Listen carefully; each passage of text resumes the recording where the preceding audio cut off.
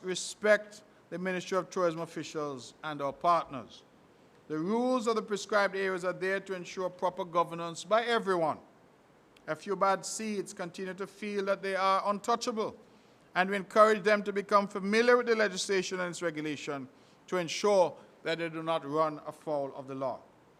It cannot and it will not be business as usual, where we have drivers overcharging, wearing what they want, abusing dispatchers, NASPA, and other officials.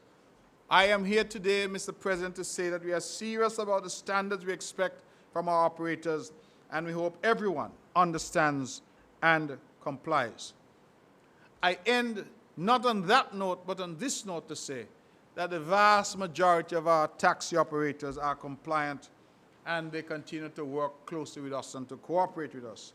We see this legislation and the amendments as critical to creating the necessary ecosystem to ensure that we continue in this vein of cooperation and we continue to deliver a first-class service in a first-class jurisdiction that is the island of Nevis. May it please you, Mr. President.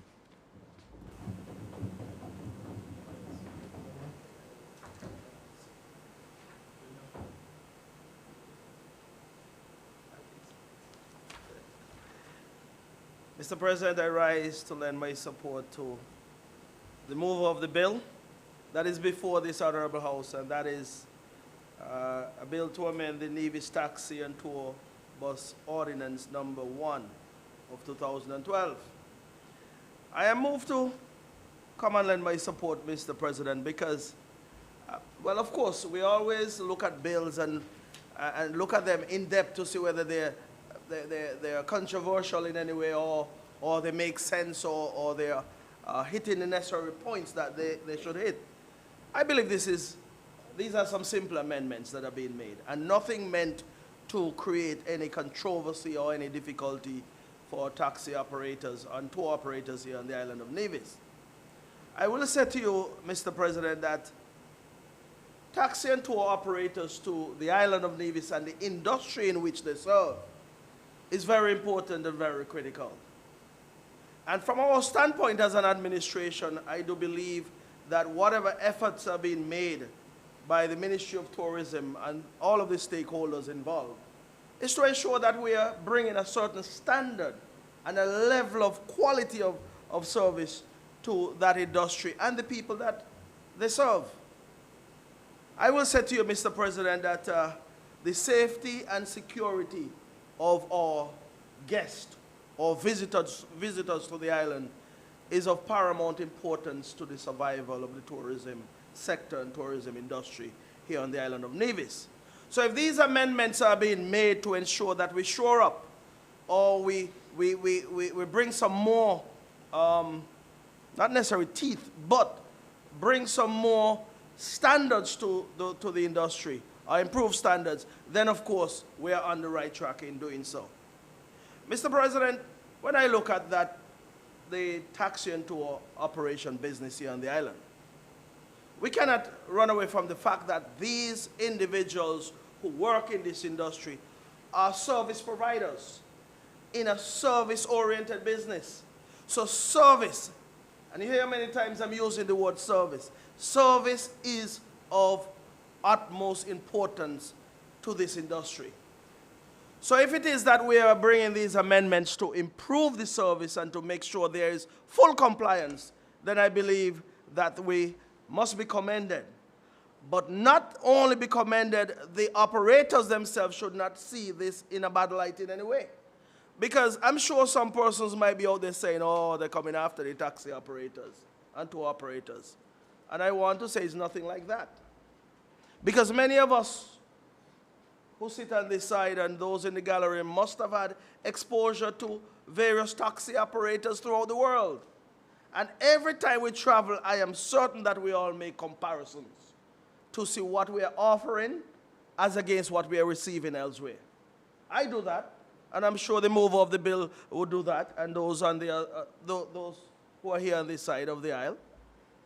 Because we do that because this island, the island of Nevis, is important to all of us. We love this island, and we love what happens here on the island of Nevis, and that is why in a wholesome way. We want everything that happens here on the island of Nevis to be consistent with what we are trying to accomplish, and that is to ensure we're offering the utmost best service. I am certain that most of the operators, if not all, understand that they are selling the island of Nevis. And when I say selling the island of Nevis, we have more than enough places here on the island of Nevis of interest. Historical sites, places of business, places of interest here on the island of Nevis. So when you pick up a guest, whether at the Charleston port, whether at the airport, the new water taxi facility, at a hotel, at a restaurant, or wherever, you're interacting with someone who is intrigued. I want to know more about Nevis, and that is why injecting anything negative to our guests. Remember I said before, you're selling the island. And in selling the island, there are many positive attributes about the island of Nevis. And you should not be engaging in conversations that would make Nevis look or bring Nevis into a bad light in any way. And that is the point I'm trying to make regarding this particular section. Even though it is there, I am hoping that our good taxi operators and tour operators will not be in contravention of this particular section of the bill. But if you are asked to bring in your permit because it has been revoked for some reason, you're asked to bring it in, yes, within 3 days. Mr. President, I do not think this particular section should be misconstrued in any way. Let me give you an example. If you're employed by TDC or Hosford's or any of those major companies, the uniform you wear belongs to them, So if you're terminated for some reason and they tell you bring back the uniform, by all rights you have to bring it back because it was their expense that went into the making of that uniform. And the ID and everything, there was an expense in that. It is their property. So if you're told to bring in an ID or a permit that you would have been given or issued to you, I must say, then you must return it within 3 days. Do not find yourself in contravention of this particular section. But as I said before as well, there shouldn't be any need for that. If you're conducting your business and you're offering this service and you're in compliance with the ordinance, then there is no need for you to be asked to bring in these particular permits for some reasons. Now, Mr. President, I want to say to our taxi operators that this particular industry, there are lots of money to be made, Lots of money to be made. Let me give you at least one example. We just constructed this water taxi facility over there at Wally Beach. And when some operators sit there and look across the waters, they say Park Hyatt. Now, most times they would sit and wait for persons to disembark, and then they ask them, where are you going to? But I'll also say that most times, if not all of the time, those guests already made arrangement prior to coming, The point I'm trying to make, this is an opportunity for our taxi operators to start marketing themselves. Get their names out there. Jump on a boat, a water taxi, go across the Park Hyatt, find some way of getting a name over there, and offer some day trips to Nevis, coordinate with the water taxi operator. I'm just giving some ideas, maybe it sounds far-fetched, but it makes sense to me that our taxi operators can do even better than they're doing by engaging in marketing themselves to the Marriott, Park Hyatt, Kittishon Hill, wherever over there on the other side. Because we have always heard about 2 island, 1 paradise. That is what it's all about. Take advantage of the infrastructure that this administration is offering to you or providing for you. Go over to St. Kitts or wherever, get your name even in magazines in England. Work out the price. Ask for the right deals that are out there. It doesn't necessarily have to be a full page, half page, quarter page, something. Find some way of getting your name out there. But I will also say, in relation to that, Mr. President, some have been doing an excellent job. Because for 14, 15 years, they have the same clients who keep coming back. And you know why that happens? It's because they have been offering impeccable service over those 14, 15 years. And when they come and they ask for taxi operator Tom, just to give you a name, It means that Tom has done an excellent job to sell himself over the years, and persons keep coming back over and over again to utilize the service of Tom. I also want to say, Mr. President, that this bill in and of itself is one that is necessary and needed. I wrote down a bit of statistic that the mover of the bill would have mentioned during his presentation. He said there are 200 persons registered as taxi operators, and only 90 are active. Whether it is that persons are doing so just to get a vehicle duty-free or what, or there's just not enough business, which is unlikely because we know what has happened here on the island of Nevis. I want to say that even teachers out there can get involved in this particular area. Why I bring that up? Belize, for example. On a day when you have multiple boats down in Belize, even doctors, lawyers, all of those affluent persons, they abandon their office, you know, Mr. President, and go on to operate to make extra money. This is quick cash, you know, quick cash, cash on delivery of service. So that can be an encouragement for persons here in Nevis who believe because they have a certain profession, they're not going to get into the taxi operation business. It is there for everyone. And when they decide to get into it, you understand the economic spin-off of that. You buy a vehicle, it has to be licensed, you have the necessary servicing that has to be done, tires to be bought, and of course the ultimate thing is that you are receiving payment for your service so that you can feed your family, send your children to school, do all of the necessary things that those extra finances can do for you. So it is an area that I would encourage anybody to get into. As I said before, when the move of the bill was here, listen, if there are more than enough guests who comes off of this large ship when it comes, and I'm around town, I'm going to find somewhere to jump in. that might sound not consistent with me as a minister of government, but well, I'll get one before the time comes. I'll try and get myself in compliance because I don't want to break the law. I don't want to be in contravention in any way. But the point I'm trying to make, Mr. President, no matter what your profession is out there, the taxi business is not just for a certain type of person. It's for everybody. I just alluded to what's going on in Belize. All of these folks get involved, even if it's for a day. Even if for a couple of days, they get involved and make some quick money. The more the merrier, the more money circulated, the better it is for the island of Nevis. So I want persons to take advantage. But Mr. President, I just highlighted one section of the bill. At least I spoke to one section. I wouldn't go back through all of the necessary things that are there because the mover would have done a good job in covering the entire bill. But my support for what is being presented here today is certainly to be documented.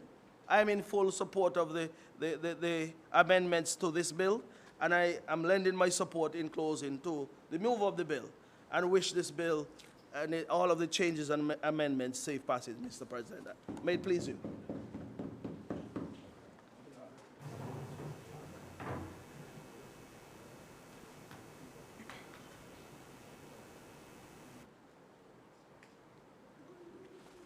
Mr. President, I rise to lend my voice and support to the bill that is before this Honorable House at this time, the Nevis Taxi and Tour Bus Amendment Bill 2019. But Mr. President, I just want to very briefly highlight two sections of this particular bill. Section 22, Mr. President, of the proposed changes, and item 4. An operator who is aggrieved by a decision of the ministry has a right to appeal to the committee in writing within 15 days of the date of service of the date of the decision on him. And Mr. President, I want to highlight this particular section because there are times when persons are facing difficulties and challenges with various ministries, and they don't necessarily address the issue to the right authority or at the right place. we find, Mr. President, that these grievances are addressed at different forums, and the necessary redress, Mr. President, are not necessarily garnered because the issue that the persons are facing are not properly addressed. So I just want to encourage our people, Mr. President, and especially our taxi operators, that here is a classic example where you have a particular course where you can achieve the necessary result that you are seeking. You can write to the committee, Mr. President, within 15 days and have your issue heard and have it resolved. Item 5, Mr. President, they can even take it further. They can go to the courts. And I believe, Mr. President, we have a judicial system that is fair, unjust. We don't necessarily, at times, agree with the outcome of some of the decisions. But I want to say to our taxi operators that they also have that course, Mr. President, where they can have their concern heard also in the court. Mr. President, I just wanted to highlight those two areas and to say to our taxi operators, it doesn't matter what the difficulties are that they are facing, they have the necessary avenue to have those concerns addressed. Thank you, Mr. President, and I wish this bill safe passage.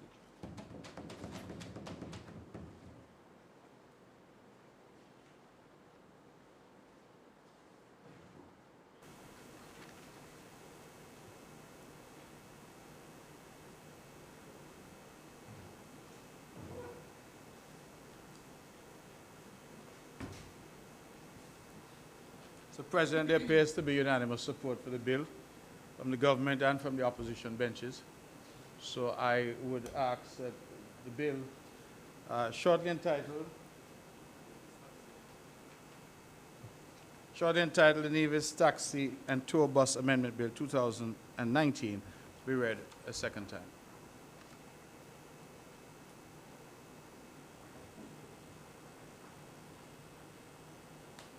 Mr. President, I rise to second the motion. Question is that the bill shortly entitled the Nevis Taxi and Tour Operation Amendment 2019 be read a second time. Those in favor? Aye. Those against? The ayes have it. A bill to amend the Nevis Taxi and Tour Bus Ordinance Number 1 of 2012 and for matters related thereto or connected therewith.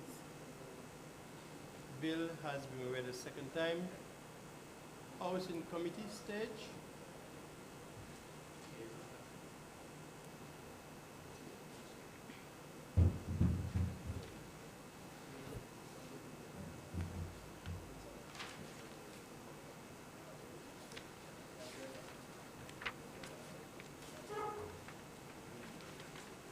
Clause 17.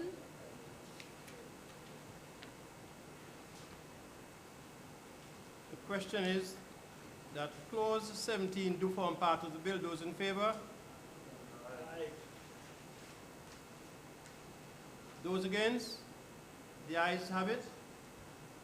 Clause 16. The question is that clause 16 do form part of the bill. Those in favor? Aye. Those against? The ayes have it. Clause 15. The question is that clause 15 do form part of the bill. Those in favor? Aye. Those against? The ayes have it. Clause 14. Question is that clause 14 do form part of the bill. Those in favor? Aye. Those against? The ayes have it. Clause 13. Excuse me. Okay, I'm sorry. Clause 13. Yes. Is it 13 or 12 you're looking at?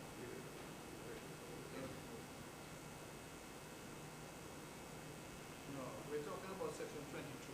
Forgive me. That was what? Clause 13? I thought that's where we're going now. Yeah. We dealt with clause 13 already? No. Okay. No. Right. No. So clause 13 deals with the Nevis Taxi Regulatory Committee. Yeah. Okay. I'm a little concerned with it expressed because because it says that there is hereby established a committee to be known as the Taxi Regulatory Committee, which shall comprise 5 members, of whom one shall be appointed as chairman, appointed by the ministers prescribed by the regulations. I think that can be misconstrued to say that there's only one who would be appointed chairman, should be appointed by the minister. I am proposing that we say there is hereby established a committee to be known as the Taxi Regulatory Committee, which shall comprise 5 members appointed by the minister as prescribed by the regulations, of whom one shall be appointed as chairman. So it is clear that the minister appoints all the members of the committee. Legal, that's okay? Okay. So I don't know if I'm clear. You're clear, yeah, I follow you. So you should now read this: hereby establish a committee to be known as the Nevis Taxi Regulatory Committee, which shall comprise 5 members appointed by the ministers prescribed by the regulations, of whom one shall be appointed as chairman. That's straightforward. Question is that clause 13 as amended, and the amendment should be that the 5 would be selected by the minister, of who one would be chairman. Am I correct? We just rearranged the section. I don't have the clock. You got the. I have it.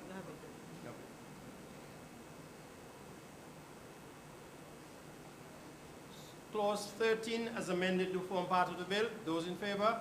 Aye. Those against? The ayes have it. Clause 12, Clause 12, we had a concern about the T-plate not being transferable to another vehicle. We wanted to add without written permission of the Ministry of Tourism. So at section 21 of the ordinance amended, paragraph 3, subparagraph 3, a T-plate assigned to a vehicle shall not be transferable to another vehicle without the written permission of the Ministry of Tourism. We comfortable with that?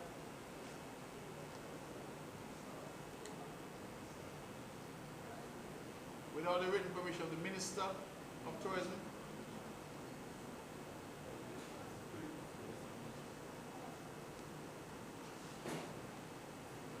Is that? But let me ask. Means you would have said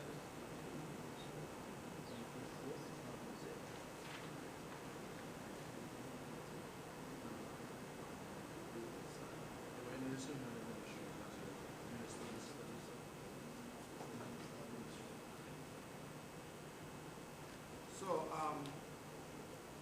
we leave it as ministry.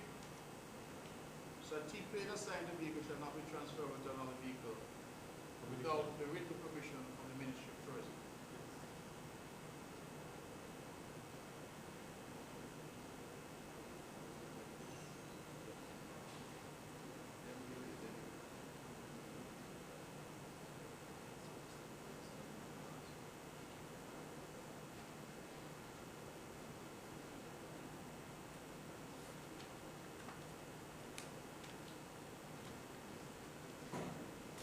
is it clear there?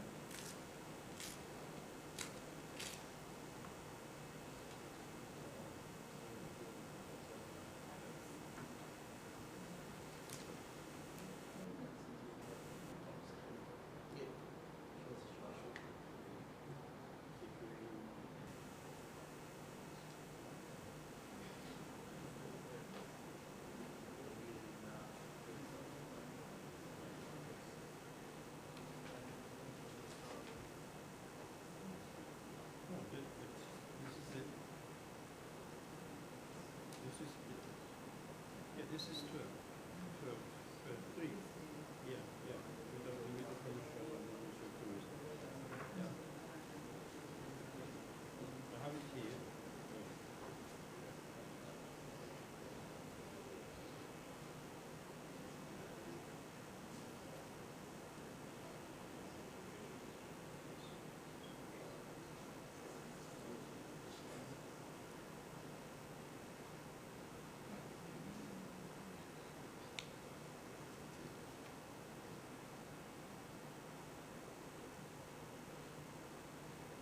I thought you all were discussing something related. Sorry.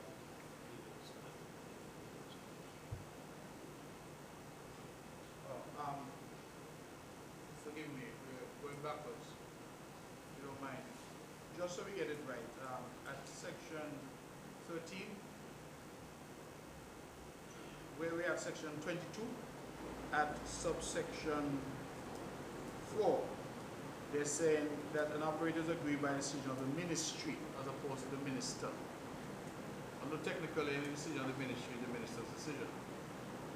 But you want to say An operator who is agreed by decision of the ministry Ministry. has the right to appeal to the committee. So rather than minister, we just want to, for consistency. Ministry. Yeah. So then,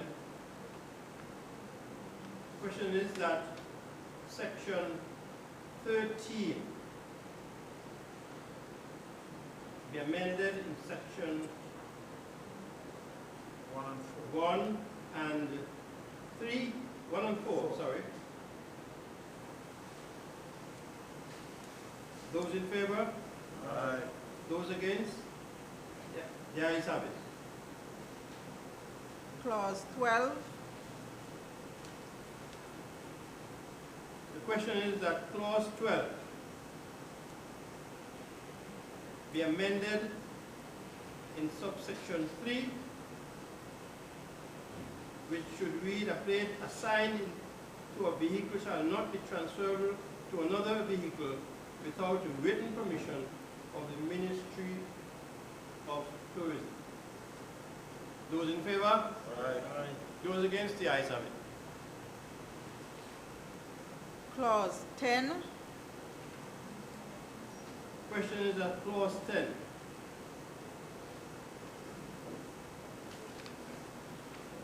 Was there a question mark to subsection 5?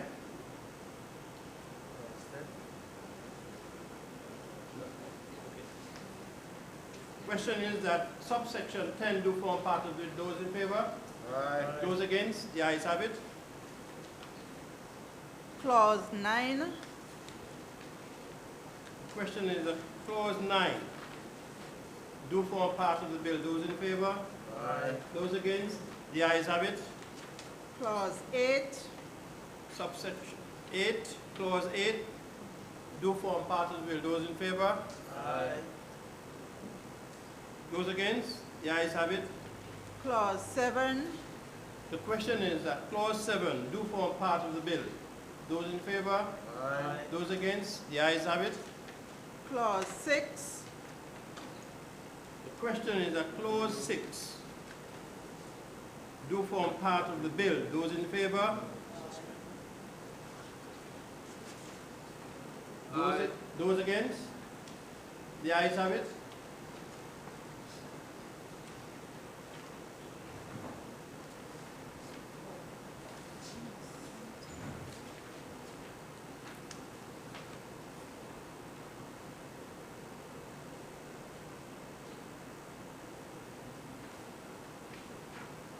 clause 5, The question is that We clause have an amendment.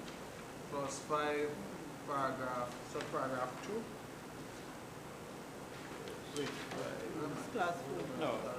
no, there's no No, clause. clause 4. 4, sorry. So paragraph 2, any operator operating in the prescribed areas as set out in Schedule 1 must hold a certificate of training with a valid taxi permit. A certificate of training with a valid taxi permit issued by the Ministry of Tourism.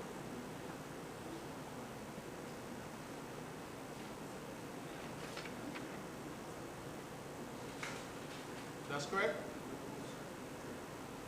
I'm not here.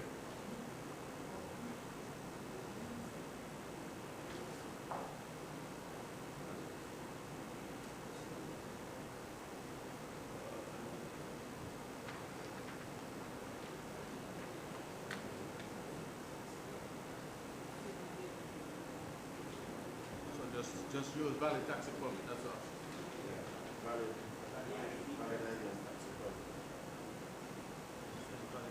valid ID. Okay.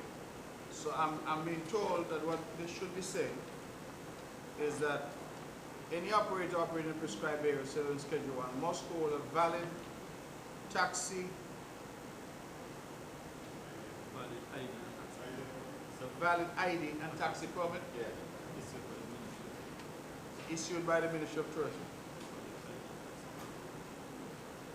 If you have that, Mr. President. Any operator operating in prescribed area set on Schedule 1 must hold a valid ID and taxi permit issued by the Ministry of Tourism.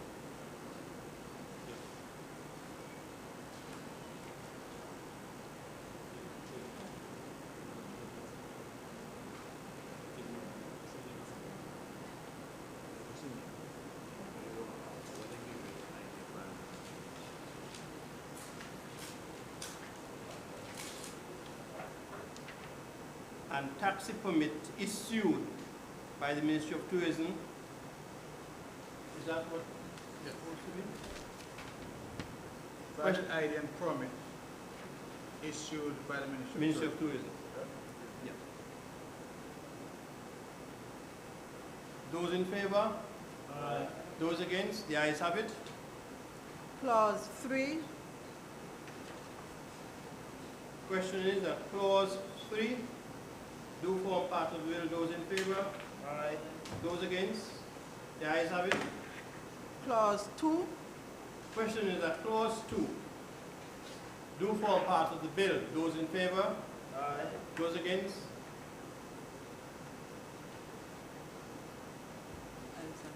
Question is, clause 1, question is that clause 1, short title, do form part of the bill. Those in favor? Aye. Those against?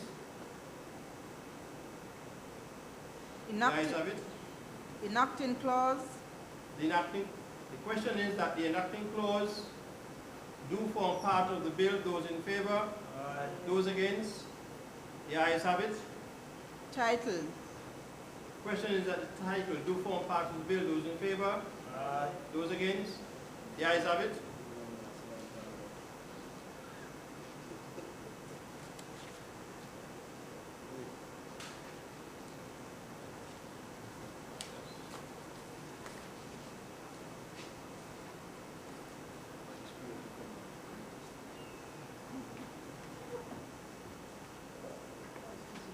The House resume.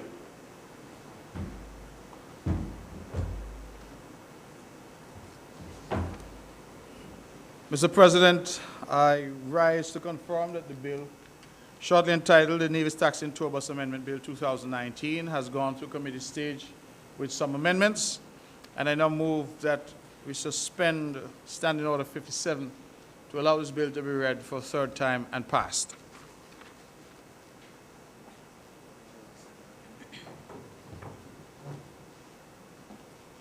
Mr. President, I rise to second the motion. The question is that the bill shortly entitled the Nevis Taxi Tourism and Bus Operation Amendment Ordinance Bill number 2019 be read a third time. Those in favor? Aye. Those against? The bill be read a third time. Passed. And passed. a bill to amend the Nevis Taxi and Tour Bus Ordinance Number 1 of 2012 and for matters related thereto are connected therewith. The bill has been read a third time and passed.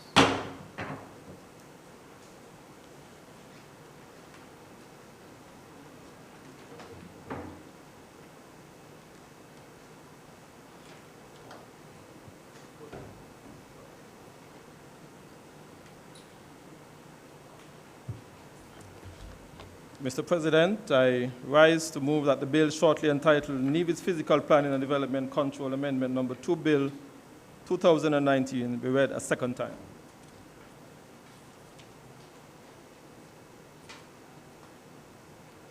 Mr. President, I rise to second the motion. Sorry, I reserve my right to speak on the bill.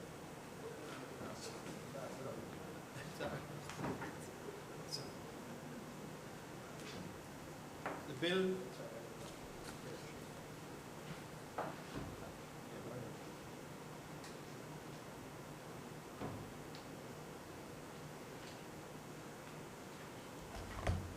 Mr. President, I rise once again to make my contribution on the bill that is before this Honorable House, the Nevis Physical Planning and Development Control Amendment number 2 of 2019.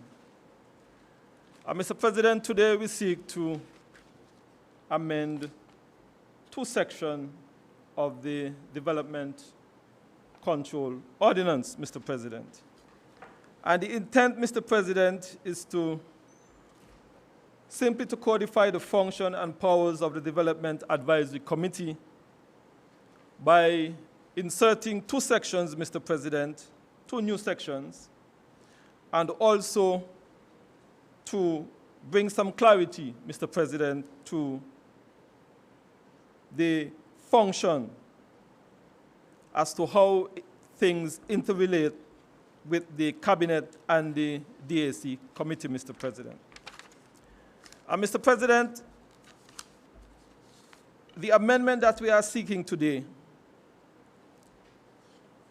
in Section 6 of the ordinance, we are hoping, Mr. President, to insert 2 new sections, Mr. President, that will outline the functions of the Development Advisory Committee.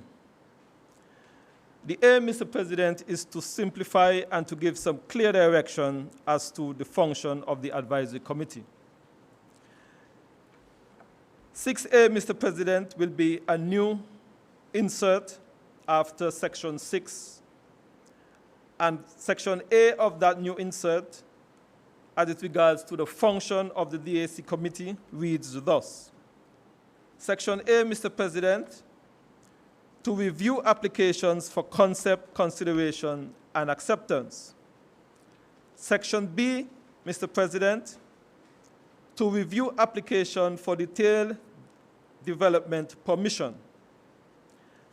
And Section C, Mr. President, to carry out site visits if an application with respect to the land or building has been made to the Director of Physical Planning, and in particular, to verify any information represented in an EIA impact assessment submitted with any application, Mr. President. A new section, Section 6B, is to give the outline, Mr. President, of the powers of the Development Advisory Committee. Section A reads thus: to approve on condition, defer or disapprove any application for consideration and acceptance submitted for review, Mr. President. B, to approve on condition, defer or approve any application for detailed development permission submitted for review. Section C, to enter upon any land for the purpose of inspection or survey if an application with respect to the land or building has been made to the Director of Physical Planning. D, to recommend that a particular application or applications of a particular class be referred to Cabinet for its consideration at the concept, consideration, and acceptance stage, Mr. President. And Section E, to perform such other functions as are necessary for the carrying out of the objects of this ordinance. Those 2 sections, Mr. President, are 2 new additions as it relates to the functions and the role of the Development Advisory Committee, Mr. President. The second amendment, Mr. President, deals with Section 28 of the ordinance. And the proposal is, Mr. President, to repeal and replace Section 28 in its present form. And we are proposing, Mr. President, 3 new sections as it relates to Section 28 of the ordinance. Section 1 of Section 28 reads thus: the Director of Physical Planning may, in appropriate circumstances, prior to submission of an application to the Development Advisory Committee, prepare a preliminary technical report for the committee's consideration. The idea here, Mr. President, is to allow the DAC committee to have the necessary facts, Mr. President, as it relates to any application that comes before the director that has been referred to the DAC committee. Section 2, the Development Advisory Committee may, at the concept consideration and acceptance stage, recommend that the Director of Physical Planning refer a particular application or all applications of a specific class or in respect of any particular location to Cabinet for its consideration. And such referral shall be accompanied by the preliminary technical report prepared by the Director of Physical Planning pursuant to subsection 1, Mr. President. Mr. President, the aim here is that any referral to Cabinet should be accompanied, Mr. President, by a technical report to Cabinet. That the Cabinet, Mr. President, will have all of the facts as it relates to the particular application. Section 3, Mr. President, the recommendation of Cabinet that any particular application or class of applications should receive conceptual approval shall not restrict the committee's exercise of its function in the final approval process. Now, Mr. President, while Cabinet may give their consent to a particular development taking place or going forward, it does not negate the Development Advisory Committee to ensure, Mr. President, that all of the necessary requirements are in line for the approval process. It does not mean, Mr. President, that if Cabinet gives the approval for someone to build a hotel, that they can start building tomorrow. They must meet all of the necessary requirements as it relates to the planning process. They must provide all of the necessary drawings, studies, details as it regards to the approval process, Mr. President. Mr. President, these are just the two amendments that we are proposing.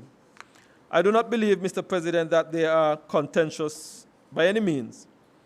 And I hope, Mr. President, that these two amendments will not only give some clarity as it regards to the function of the DAC, and as it also gives clarity, Mr. President, as to how applications are referred to Cabinet and the process and the procedures, Mr. President. Mr. President, may it please you.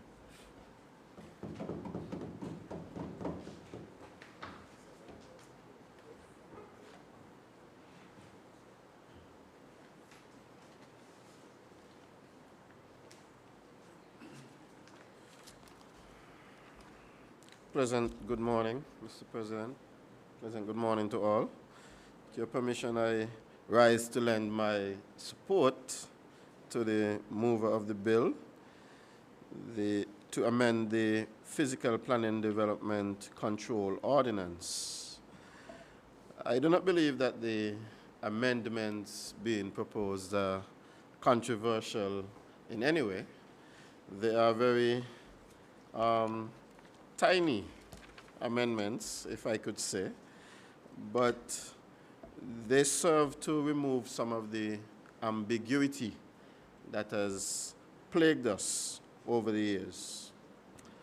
In terms of what the amendments are proposing to do, they deal mostly with the functions of the Development Advisory Committee, or DAC for short, that has become very popular nowadays. What we have found over the past few years, Mr. President, is that the society is becoming rather litigious. And we have seen, that's the correct word? Litigious. We have seen quite a few actions being taken to the courts, Mr. President.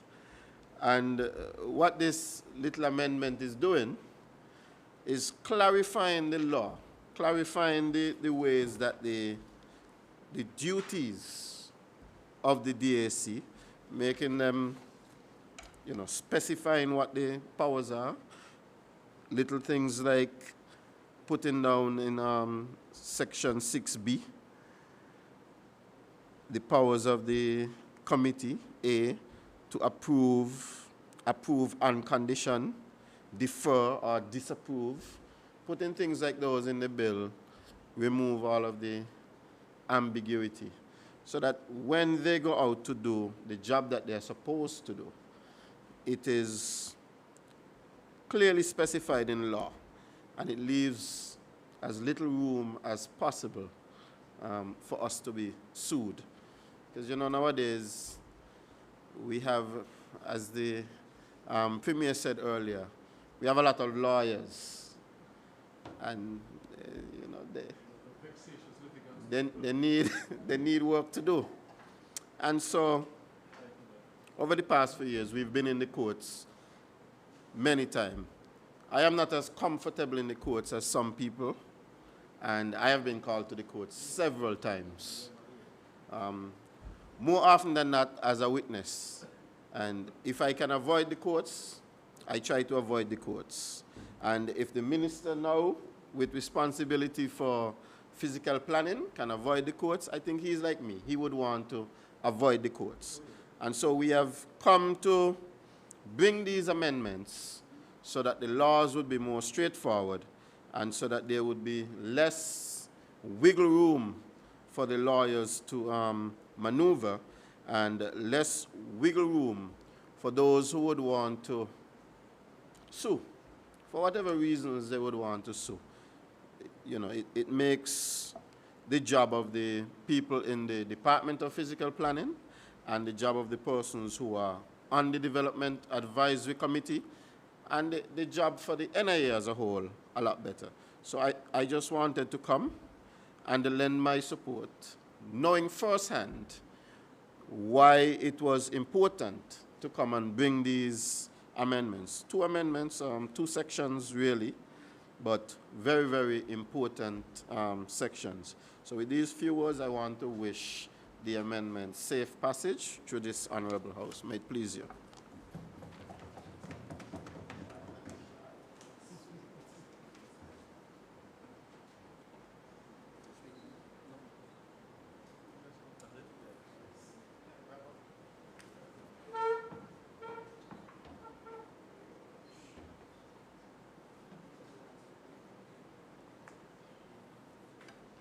Mr. President, I want to thank my colleague and my predecessor for his support and contribution to the bill that is before this honorable House.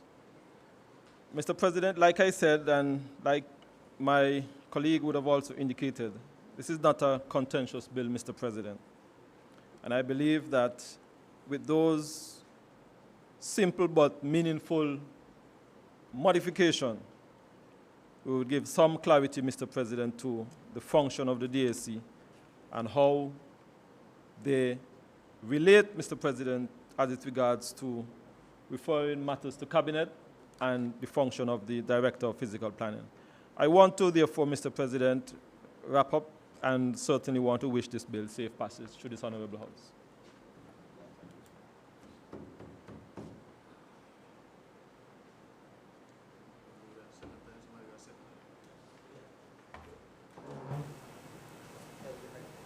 Mr. President, I rise to second the motion. Thank you. The bill, the Nevis Physical Planning and Development Control Amendment Ordinance Number 2 of 2019, be read. And a second time. Those in favor? Aye. Those against? The ayes have it. A bill to amend the Nevis Physical Planning and Development Control Ordinance, Chapter 6.09, and for matters related thereto or connected therewith. Bill in committee stage.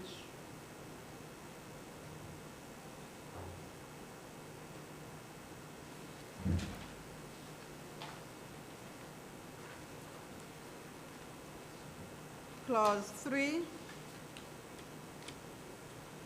The question is that clause 3 do form part of the bill. Those in favor? Aye. Those against? The ayes have it. Clause 2. The question is that clause 2 do form part of the bill. Those in favor? Aye. Those against?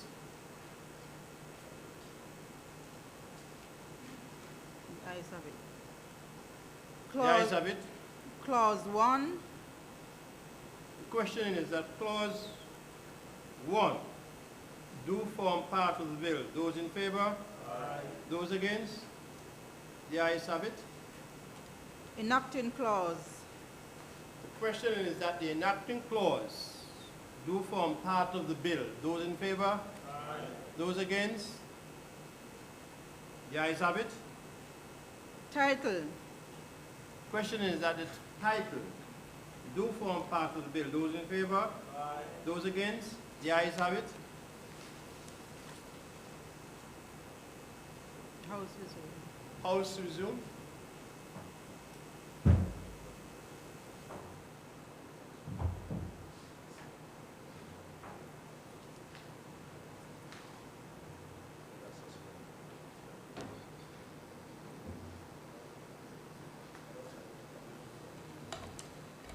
Mr. President, I rise to report that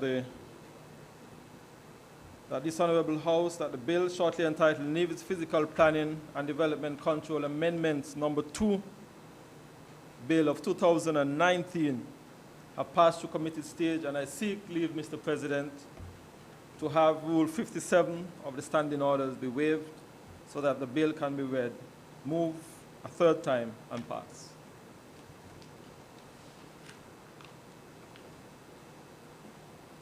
Mr. President, I rise to second the motion. Question is that the bill shortly entitled Nevis Physical Planning and Development Control Amendment Ordinance Number 2 of 2019 be read a third time and pass. Those in favor? Aye. Those against? The ayes have it. A bill to amend the Nevis Physical Planning and Development Control Ordinance, Chapter 6.09, and for matters related thereto or connected therewith. The bill has been read a third time and passed. Adjournment.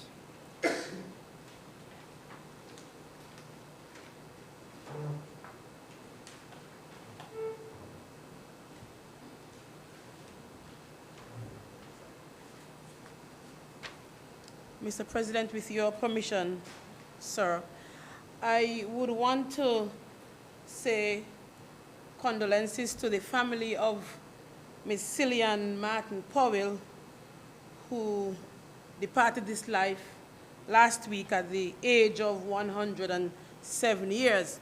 I am doing so on behalf of the Honorable Eric Evelyn because I'm certain if he was present, he would have done so himself, and as well as the immediate past minister responsible for social development, of which the elderly was a department in that ministry.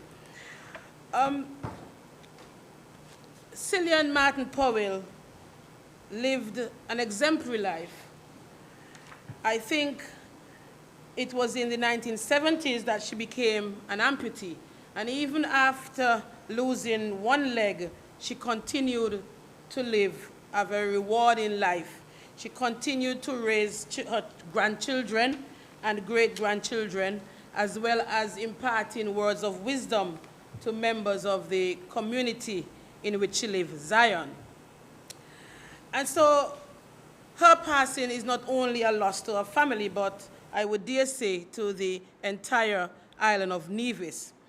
My brief word to the family will be to cherish the moments that they would have spent with her and the memories that they would have had over the past 107 years of her life. I believe that she has fought a good life. She kept the faith, but now she must rest. And so on behalf of my family, and I would dare say on behalf of the Nevis Island administration, I would like to wish the entire family our condolences, and may her soul rest in eternal peace. May it please you.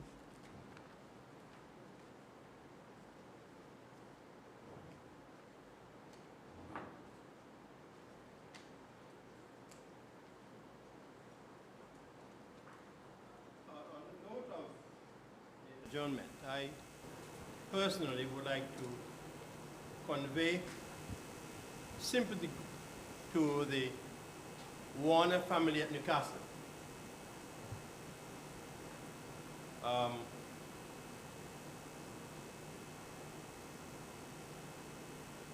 Elroy Warner, as we know him as,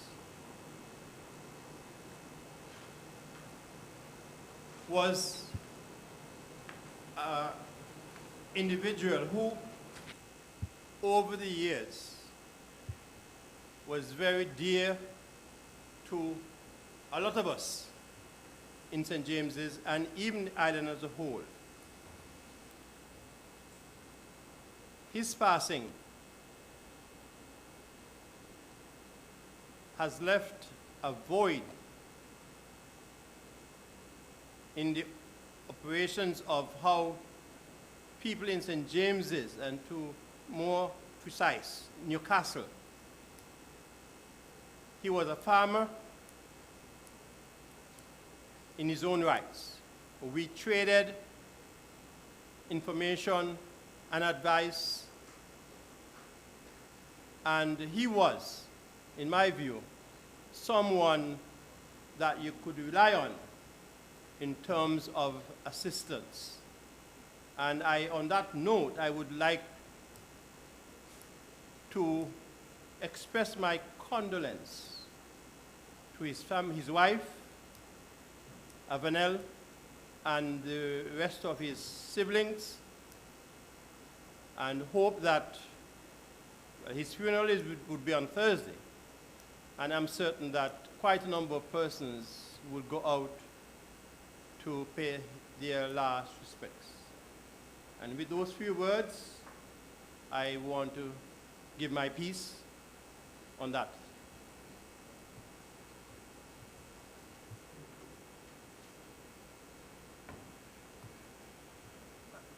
Mr. President, I certainly could not have let this moment pass me by. I was contemplating whether I should at this juncture, but since you have opened up the door and you have certainly allowed me a chance to also express my sympathies to Avanel Warner, where we call a coolie in the Newcastle community, on the passing of her husband.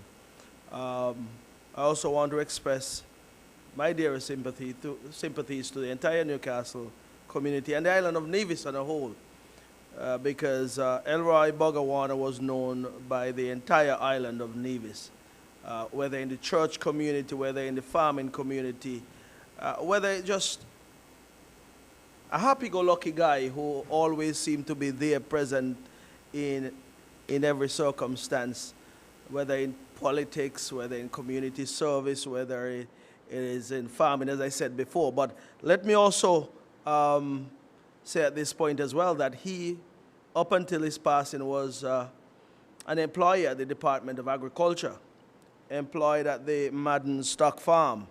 I can recall back in 2013 when he joined us, it was like bringing in someone with a wealth of knowledge and experience, because he would have been a livestock farmer for pretty much all his life.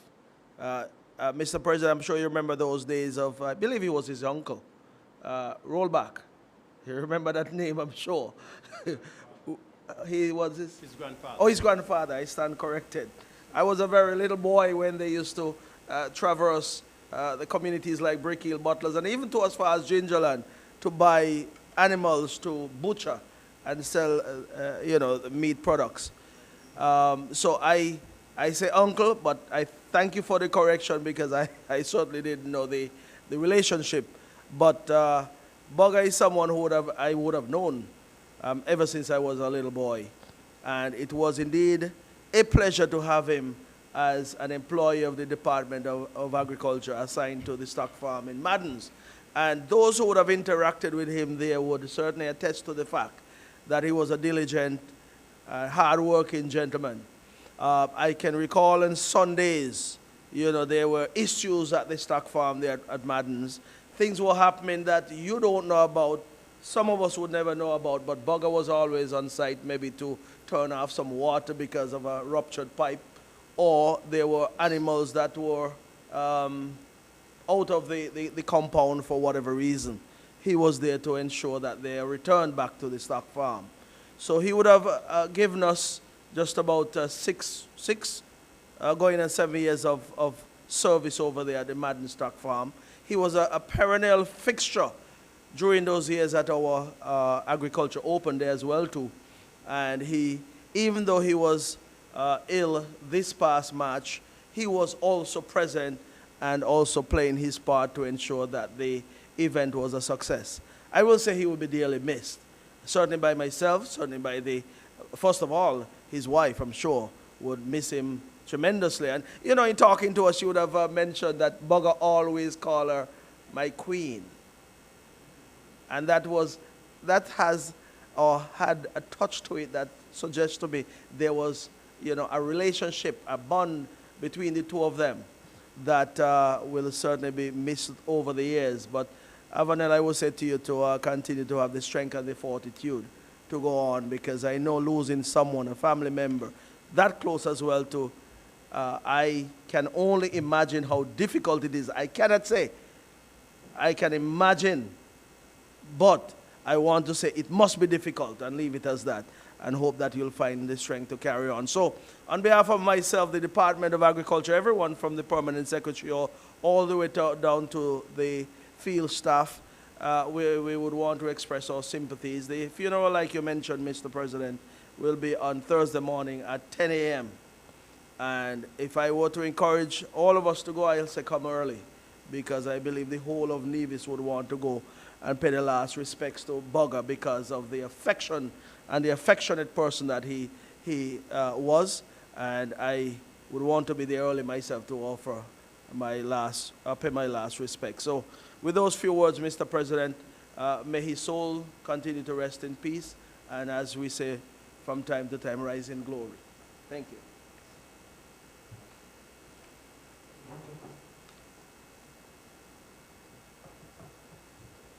This Honorable House adjourns, sign and die.